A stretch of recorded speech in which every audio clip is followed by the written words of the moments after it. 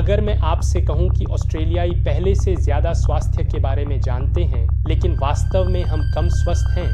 हमारे पास अनगिनत wellness apps, fitness trends और ऑनलाइन गुरु हैं। फिर भी पुरानी बीमारियां, मोटापा और मानसिक स्वास्थ्य समस्याएं बढ़ रही हैं। आज हम ऑस्ट्रेलिया के स्वास्थ्य विरोधाभास के बारे में बात कर रहे हैं, जहां ज्ञान बेहतर परिणामों में नहीं बदल पाया है।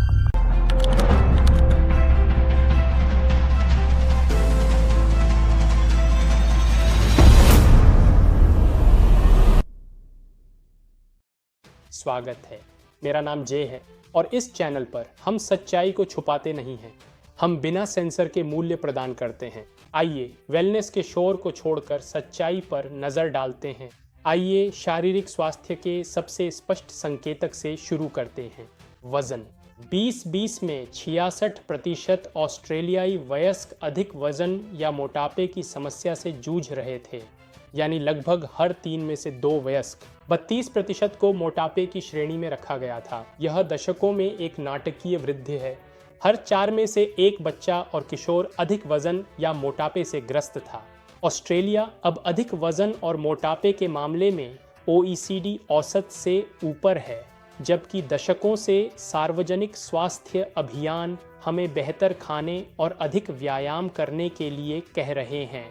इस बारे में सोचिए, लाखों वयस्क और बच्चे ऐसी स्थिति के साथ जी रहे हैं जो उन्हें हृदय रोग, टाइप 2 डायबिटीज, 30 से अधिक अन्य पुरानी बीमारियों और समय से पहले मृत्यु का खतरा देती है। फिर भी लाखों लोग बुनियादी बातों, असली भोजन और असली गतिविधि पर ध्यान देने के बजाय वेलनेस ट्रेंड्स के लिए टिकटॉक पर स्क्रॉल करते रहते हैं। अब आइए मन की ओर रुख करें।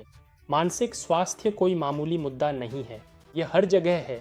लगभग 42% ऑस्ट्रेलियाई जिनकी उम्र 16 से 85 वर्ष के बीच है, अपने जीवन में कभी न कभी मानसिक विकार का अनुभव कर चुके हैं। पिछले 12 महीनों में 21% लोगों को मानसिक विकार हुआ। इसका मतलब है कि लाखों ऑस्ट्रेलियाई वर्तमान में मानसिक स्वास्थ्य स्थितियों से जूझ रहे हैं। और अब असली बात सुनिए, हमने अब तक मानसिक स्वास्थ्य के बारे में कभी बात नहीं की, फिर भी यह लगातार बढ़ता जा रहा है।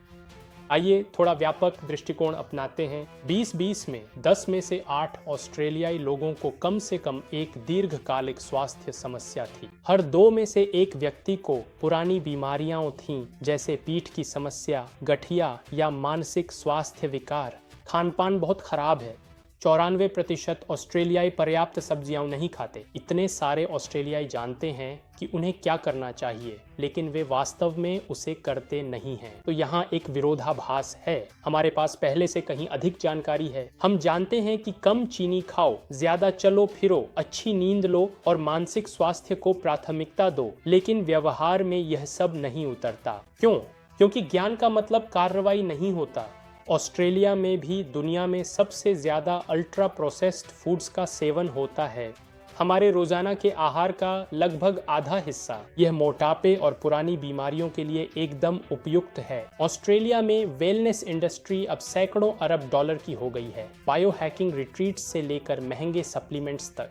लेकिन क्या ठंडे पानी में डुबकी लगाना और रेड लाइट थेरेपी पर पैसे खर्च करना सार्वजनिक स्वास्थ्य को सुधारने के बराबर है? नहीं। आप स्वास्थ्य का दिखावा खरीद सकते हैं, लेकिन आपको उसे जीना पड़ेगा। सच्चाई क्या है? ऑस्ट्रेलियाई जानते हैं कि स्वस्थ कैसे रहा जाए, लेकिन हम ये साबित कर रहे हैं कि केवल जानकारी से कुछ नहीं बदलता। स्वस्थ आदतें अनुशासन से बनती हैं, सिर्फ ट्रेंड्स से नहीं। अगर आप ऑस्ट्रेलिया की सामाजिक समस्याओं और ऐसे विषयों में गहराई से जाना चाहते हैं, तो ज़रूर सब्सक्राइब करें, क्योंकि समस्या को जानना ही काफ़ी नहीं है, हमें समाधान चाहिए।